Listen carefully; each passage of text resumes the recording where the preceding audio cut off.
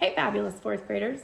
Today I'm going to do a read aloud, and this read aloud is going to be for science, actually. We are learning about how plants reproduce. So I'm going to read to you this book, From Seed to Plant by Gail Gibbons. It's going to give us lots of information. We're reading a nonfiction text to learn more about how plants reproduce. Most plants make seeds. A seed contains the beginning of a new plant. You see some familiar plants here? You see corn, roses, tulips, daisies, squash, tomatoes. So we see fruits, vegetables, flowers. They all make seeds. Seeds are different shapes, sizes, and colors. All seeds grow into the same kind of plant that made them. How about these? Do some of these look familiar? Have you seen some when you've eaten? Have you seen some when you've taken a walk? Maybe you could take a walk and see if you can find some seeds outside. Let's see, corn, sunflower seeds. I eat those types of seeds, right? Acorn seeds. I've seen a few of these before. So if you plant a sunflower seed, it's only ever going to grow a sunflower. If you plant an oak seed, an acorn, it's only ever going to grow into an oak tree. Many plants grow flowers. Flowers are where most seeds begin. A flower is made up of many parts. Let's look closer at the parts of the flower. Right here's your petal. Up here, this is a sticky part at the top of the pistil, and this is called the stigma. Right here, the center of your flower is called your pistil. Stamen makes yellow powder called pollen. We've seen pollen. We see pollen all over Florida this time of year. It's that yellow powder you see. The parts of the flower around the pistil are the stamen. Okay, so this stamen is what's going to make this pollen. You have your sepal. Here's the stem of your flower. And at the bottom of the pistil are tiny egg cells called ovules. Parts of your flower.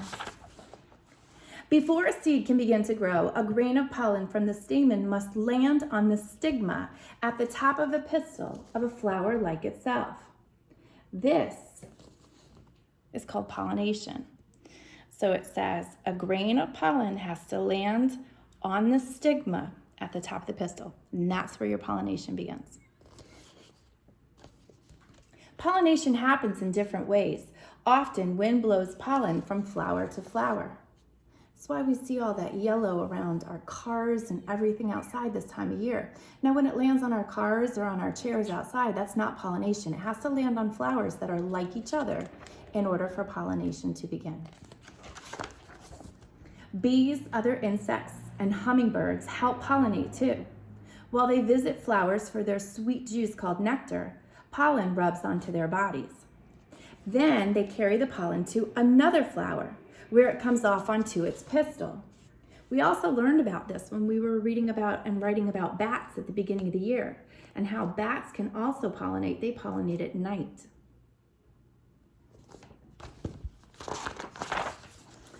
If a pollen grain from a flower lands on the pistil of a same kind of flower, it grows a long tube through the pistil into an ovule. This is the beginning of a seed. The seed grows inside the flower, even as the flower begins to die. As the seed becomes bigger, a fruit or a pod grows around them. The fruit or pod protects the seeds. You guys have seen these before, haven't you? So inside are seeds, and the outside, the fruit or the pod, is what's protecting them. When the fruit or pod ripens, it breaks open. The seeds are ready to become new plants. See how the pod has opened? The fruit. Some seeds will fall to the ground around the base of the plant, where they will grow. Some pods or fruit open and the seed pops out.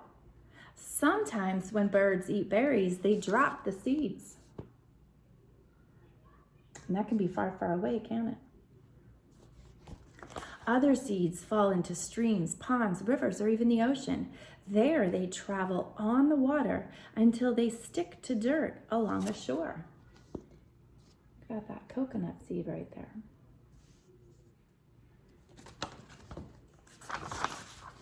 The wind scatters seeds. Some seeds have fluff on them that lets them float to the ground like tiny parachutes. Others have wings that spin as they fall. Animals help scatter seeds too. They hide acorns and nuts in the ground. Some seeds have hooks that stick to the fur of animals or onto people's clothes. Later, they drop off onto the ground.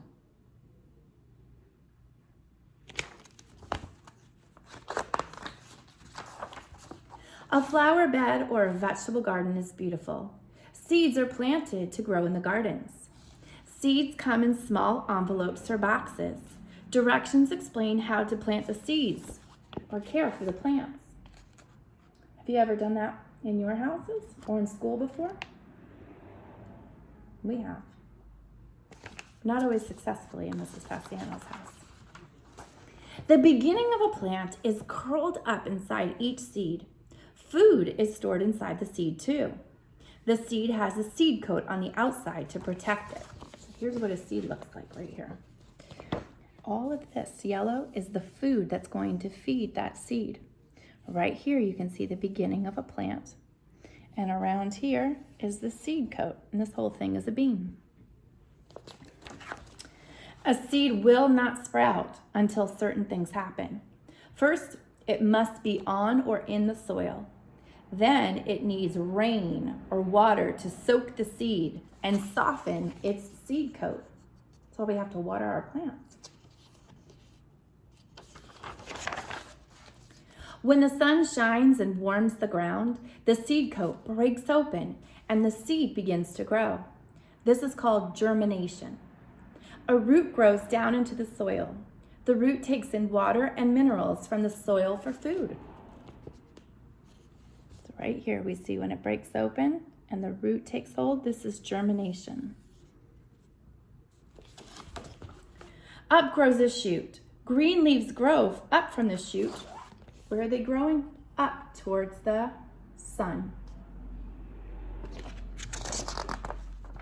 The plant grows bigger and bigger. The leaves make food for the plant from the water and minerals in the soil, the sunlight and the air all around the plant.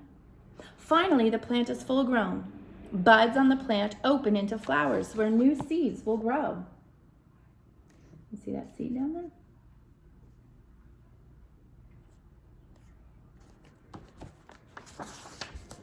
Many of the foods people eat are seeds, fruits, and pods. They're full of nutrition, vitamins, and minerals, and they're tasty too.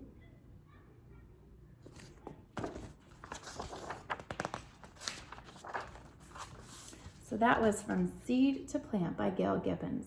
This will give you some extra information and help you along your way through your science this week. Now I want you to go on to your science and work on your digital lesson for the week. How do plants reproduce? I think you know now.